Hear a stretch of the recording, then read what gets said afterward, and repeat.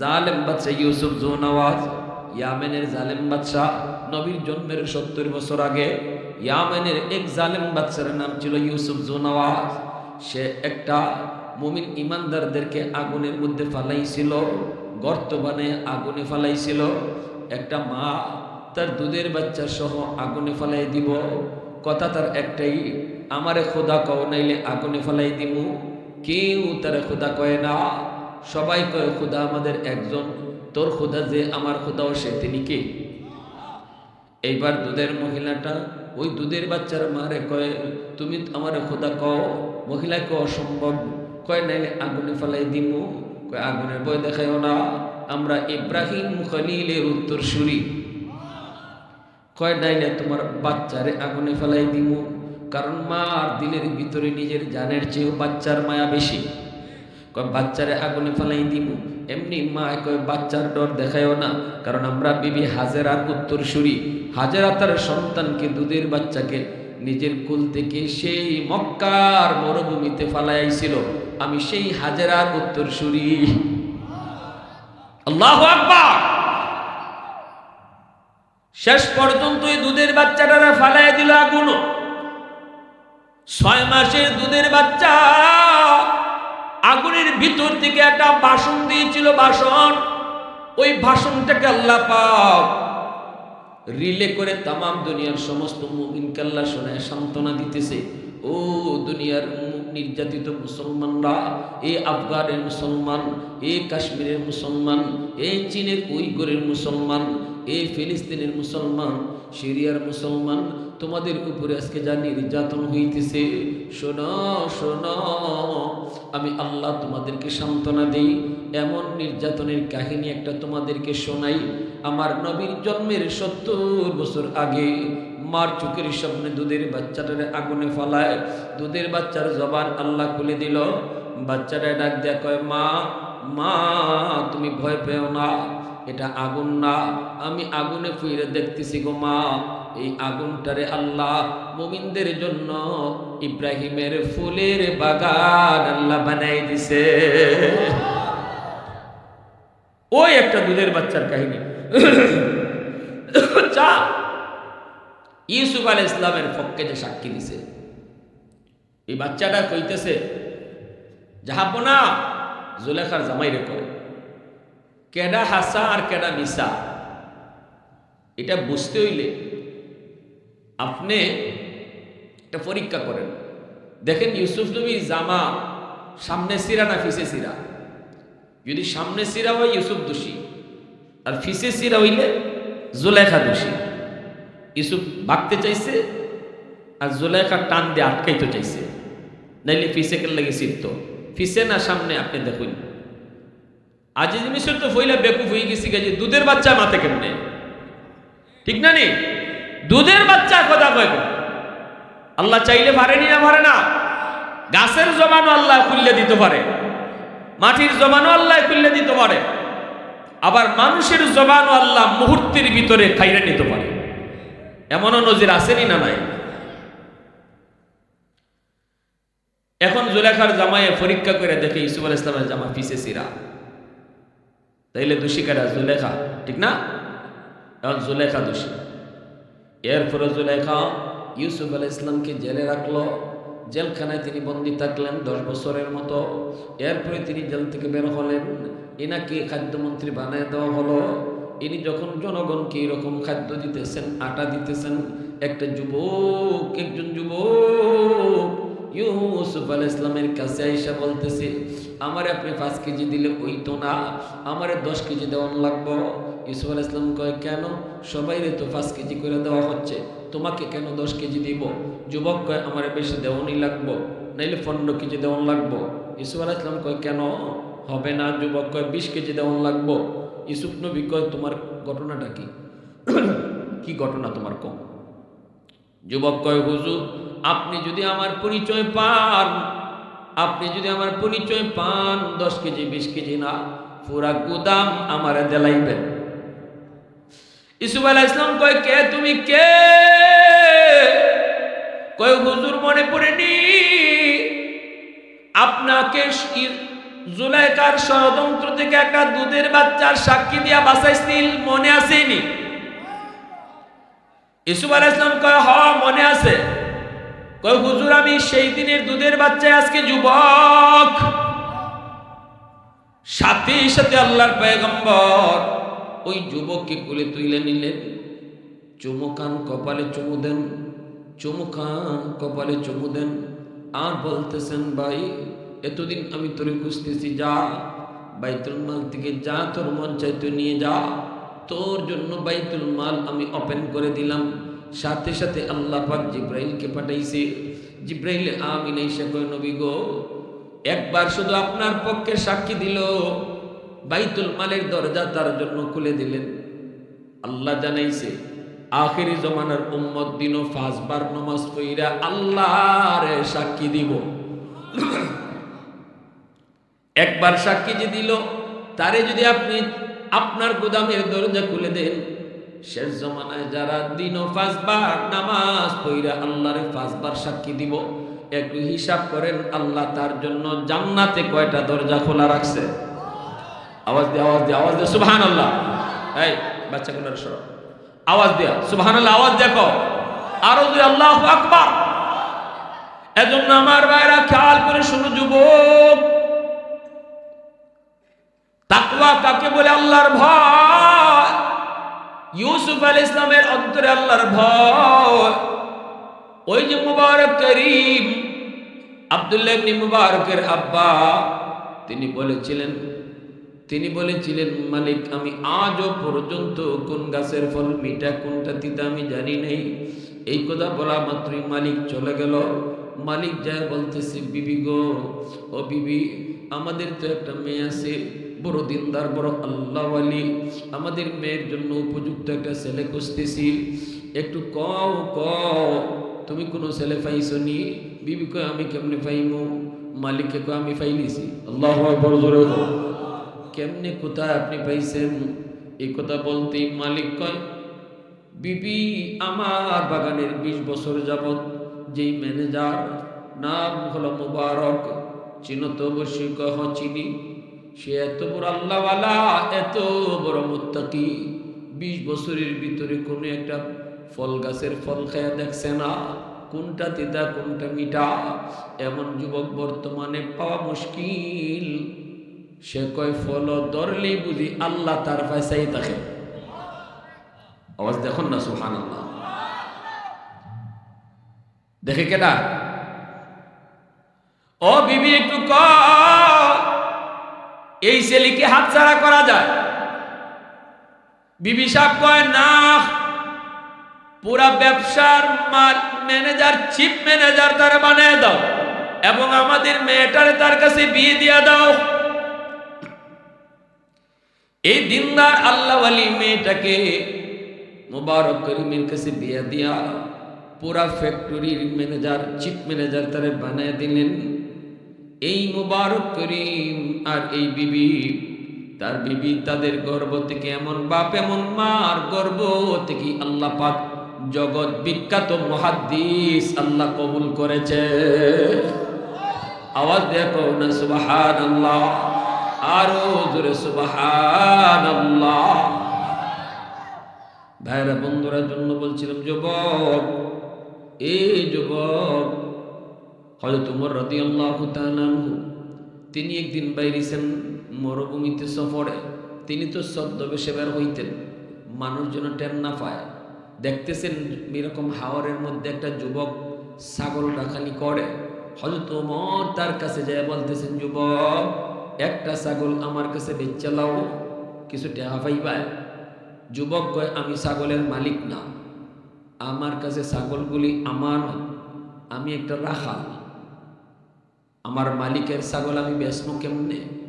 হযরত ওমর বলে একটা ছাগল বেচলে মালিকে টের পাইতো না, এতগুলা ছাগল মেয়ে একটা বেচলে টের পাইব কোত্থেকে? খালি সারা জীবন খালি ছাগলই রাখবাইনি, কিছু টেকা নেও, পরীক্ষা করতেছেন, ঠিক না? নেই যে আমার রাজ্যের ভিতরে একটা যুবকের দিলে আল্লাহর ভয় কি পরিমাণ আছে, এটা পরীক্ষা নিতেছে।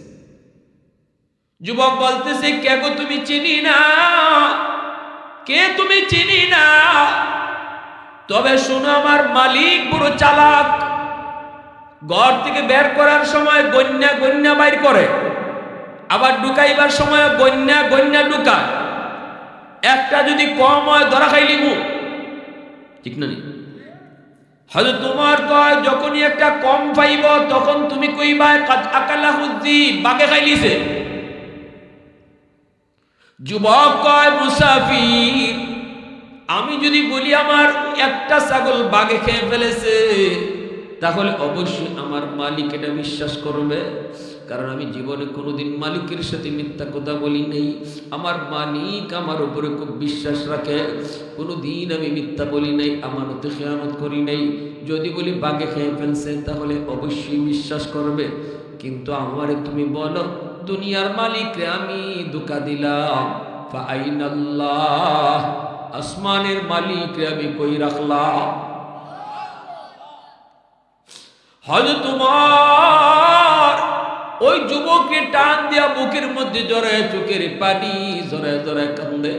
হযরত উমর কান্দে, যুবক, তোমার মতো যুবক যদি আমার রাজত্বের ভিতরে থাকে, তাহলে অবশ্যই আল্লাহ আমার রাজত্বে রহমত নাজিল করবে। আমি শাসন করতে একটু সাহস পাইব, আল্লাহর মায়ার নজর নজর থাকব। হযরত ওমর ফারুক রাদিয়াল্লাহু তাআলা আনহু, ওনার ছেলের নাম আব্দুল আজিজ, ওনারে বিয়া করাইবেন, খুঁজতেছেন একটা দিনদার মেয়ে। হযরত ওমর বের হইছেন, বের হয়ে তিনি দেখতে পেলেন একজন গোয়ালিনী, গরুর দুধ দেবেছে গোয়ালিনী। এই গোয়ালিনী ফজরের সময় দুধ দোহন কইরা দুধ লইব, মেয়েটা যায় দুধ দোহন করছে। এইবার মায় কইতেছে, মারি অন্ধকার থাকতে থাকতে দুধ ফানি মেইলা, ঠিক না? নইলে আবার মানুষে দেখতে লইব, অন্ধকার থাকতে থাকতে দুধ ফানি মিশাইলাম। আমাদের দেশে ওইরকম আসেনি না? নাই, দুধ ফানি মেয়ায়নি। এই বেটা নদীর ঘাটও ফেরি পার হয়, দুধওয়ালা বালতির মাঝে 2 বালতি দুধ আর কান্দের মাঝে বানলিয়া যায়। ফেরি তুইটে হে পানি পাইছে আমদা, বুঝছেন না? বালতি মগ বইরা বইরা খালি দুধের মাঝে পানি ঢালতেছে। হুজুরে গিয়া কয়, ভাই কি ব্যাপার, এটা করেন কেন? দুধের মাঝে পানি মিশানি হারাম জানো না? কয়, হুজুর আমি দুধের মাঝে পানি মাই নাই তো, পানির মাঝে দুধ মিশাইতেছি। হ্যাঁ বলে পানির মাঝে দুধ মিশাই, আল্লাহ তো না করছে দুধও পানি মিয়ানি, কিন্তু আমি দুধও পানি মাইনি, আমি পানির দুধ মিশাই। আমরার অবস্থা এইরকম। আমরা দেশে দুধ যারা বেছে খাইলে পরে দুধ খাই না, পানি খাইতে একটু পাই না, ঠিক না? হযরত ওমর ওই ছদ্মবেশে বাইরিতেছেন আর বলতেছে, মারে অন্ধকার থাকতে থাকতে দুধ পানি দিয়ালা। মেয়েটা কয়, মা, ও মা, অন্ধকার রজনীতে উমরের চোখে ফাঁকে দিয়া পানি মিশানো যাবে, মানুষের চোখে ফাঁকে দিয়া পানি মিশানো যাবে, কিন্তু মা গো তুমি একটু কও, রাতের অন্ধকারে মালিকের চোখ ফাঁকি দেওয়া যায়নি?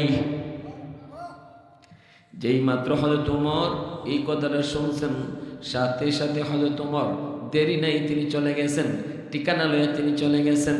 যাইয়েই তিনি ফৌজ পাঠিয়ে দিয়েছেন, যাও অমুক বাড়িতে যাও, একজন মা আর একটা মেয়ে আছে, দুজন রে দইরা লয়ে আও। দুজনকে হযরত ওমরের দরবারে নেওয়া হলো।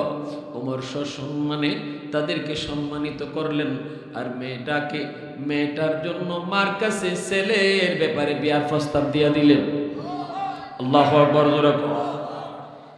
এই মেয়ে আর এই মা, এই ছেলে আর মেয়ের মধ্যে বিয়া হলো। এই বাপ এই মার গর্ভ থেকে ওমর ইবনে আব্দুল আজিজের আল্লাহ জন্ম দিছে। আল্লাহু আকবার। এত বড় শাসক ওমর ইবনে আব্দুল আজিজ, যেই শাসকের জমানায় বাঘে হরিণে একসাথে পানি খাইতো, বাঘে হরিণে একসাথে পানি খাইতো, হরিণে বাঘের উপরে হামলা করতো না, কারণ শাসন চলছে ওমর ইবনে আব্দুল আজিজের। এতটা ন্যায়পরায়ণতার সাথে তিনি ক্ষমতাকে চালাইছেন, এতটা ইনসাফের সাথে তিনি দেশ চালাইছেন, বাঘে হরিণের উপরে হামলা করতো না। একদিন যেদিন ওমর ইবনে আব্দুল আজিজ ইন্তেকাল করেন, ওই দিন একজন মানুষ জঙ্গলের মধ্যে দেখতে পেল একটা বাঘ হরিণকে যে থাবা দিছে। বাঘে যে হরিণকে, সাথে সাথে লোকটাই চিল্লানি শুরু করছে, এ দুনিয়ার মানুষ, ওমর ইবনে আব্দুল আজিজ এই মুহূর্তে মারা গেছে।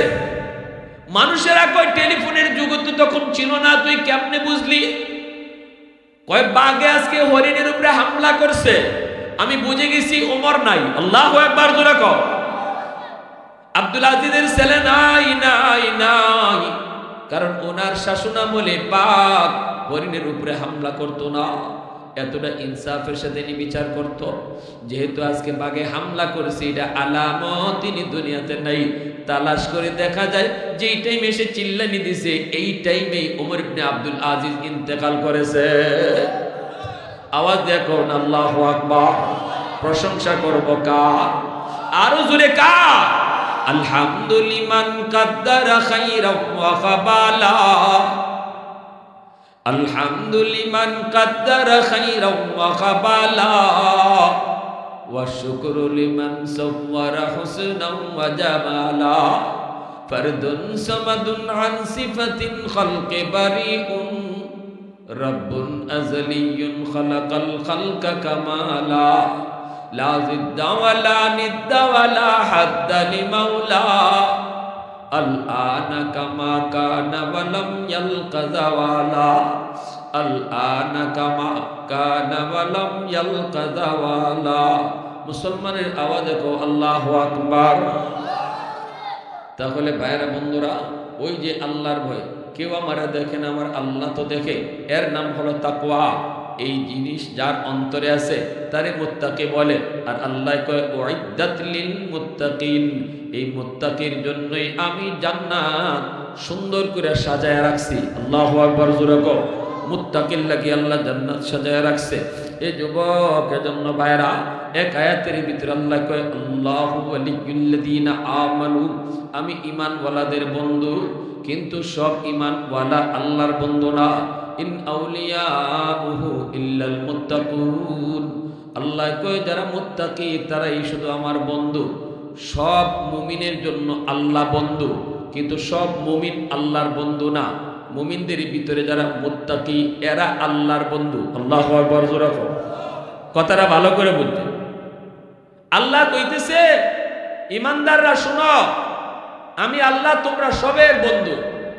কিন্তু আবার এরপরে আল্লাহ কয় তোমরা সবাই কিন্তু আমার বন্ধু না। তোমাদের মধ্যে যাদের অন্তরে আমি আল্লাহর ভয় আছে, আমার ভয়ের একটা চলে, কেউ না দেখলো আমি তারা দেখতেছি, এই ভয়টা নিয়ে যারা দুনিয়া চলে এরা আমার বন্ধু। এবার কোন যার অন্তরে তাকওয়া আছে, একই দোকানো মাফে কম দিতে পারবো? হ্যাঁ, এই যে কি আছে, ফাল্লা আছে, ফাল্লা ফের ধরে রাখতে পারবো? কারণ সে বুঝবো যে কেউ না বুঝলেও বুঝতেছেন কেনা। জোরে কও। যার অন্তরে এই ডটটা আছে, হে মাল বেচার সময় বালাটা উপরে রাখবো আর বাদ্যটা নিচে রাখবো। যার অন্তরে আল্লাহর ভয় আছে, হে এই কাম করবো?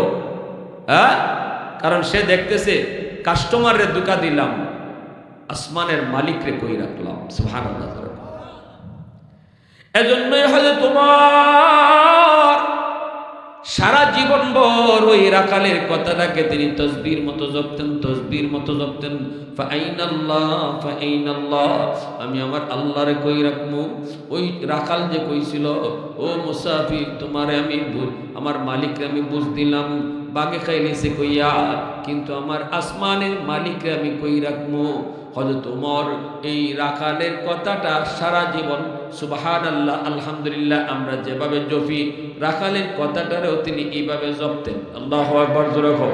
হযরত ওমর জপতেন ফাআইনাল্লাহ ফাআইনাল্লাহ ফাআইনাল্লাহ। ওমরে যদি জিজ্ঞাসা হইতো, ওমর এটা কি জপ? কয় রাখালের কথাটা আমি তসবিহ বানাইছি। আওয়াজ দেখো, সুবহানাল্লাহ। আমরা দেশে যদি এই চিন্তা থাকতো, তাইলে কি আর ওই কুত্তা দিয়ে আসামি ধরন লাগেনি? হ্যাঁ, বিদেশি কুত্তা লাগাইও খুনি ধরতে পারে না। যদি আল্লাহর ভয় অন্তরে থাকতো, সে কইল নে আমার দ্বারা যদি ভুল একটা হয়ে জায়গা, দুনিয়ার আদালতে আমার বিচার হয়ে যাব, কিন্তু আল্লাহর আদালতে যেন ধরা না খায়। কারণ দুনিয়ার আদালত সোজা, আল্লাহর আদালত কঠিন। দুনিয়ার আদালতে জজ সাহেবরে ফোন দেওয়া যায়, আল্লাহর আদালতে আল্লাহরে ফোন দোন দেব, দুনিয়ার আদালতে জজ সাহেবরে বোয়াল মাছ খাওয়াইয়া মামলা ডিসমিস করন যায়, দুনিয়ার আদালতে জজ সাহেবরে 2 লাখ টাকা দিলে আসামি খালাস করে আনন্দ যায়। হাসরের মাঠে আল্লাহরে বোয়াল মাছ খাওয়াই না যাত্রাবাড়ি কেউ আসেননি? হ্যাঁ, কেউ আছে? লাখ টাকা দিয়া ঘুষ দেওয়ার সিস্টেম আছে? নাই। তাহলে আল্লাহর আদালত সহজ না কঠিন? জোরে খাও, খুব কঠিন।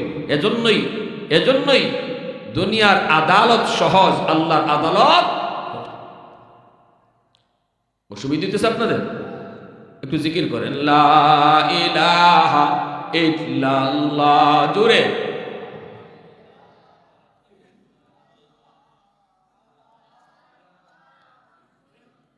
মেহমান নিয়ে আসুন।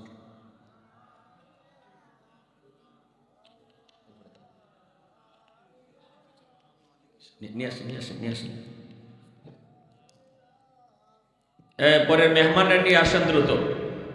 ভাই শেষ কথাটা শুনেন। হযরত তোমার অর্ধ পৃথিবীর বাদশাহ রাজ দরবারে বইছেন, সংসদ বইব। হযরত তোমার মন্ত্রীদেরকে বলতেছেন, আজকে দেশের এজেন্ডা একটাও নিয়ে আলোচনা হইতো না, আলোচনা হইব শুধু একটা এজেন্ডা লইয়া। কিতা? তাকওয়া কারে কয় কও? আল্লাহ যে বারবার খালি কইছে তোমরা মুত্তাকি হও, মুত্তাকির লাগে আমি জান্নাত বানাইছি, তাকওয়া হাসিল করো। তাকওয়া কারে কয় তোমরা আমারে কে বুঝাইতে পারবা? একটু কও। কোন সাহাবী খারায় না, কারণ ওমরের সামনে বুঝাইবার মতো সাহস কারো আসেনি।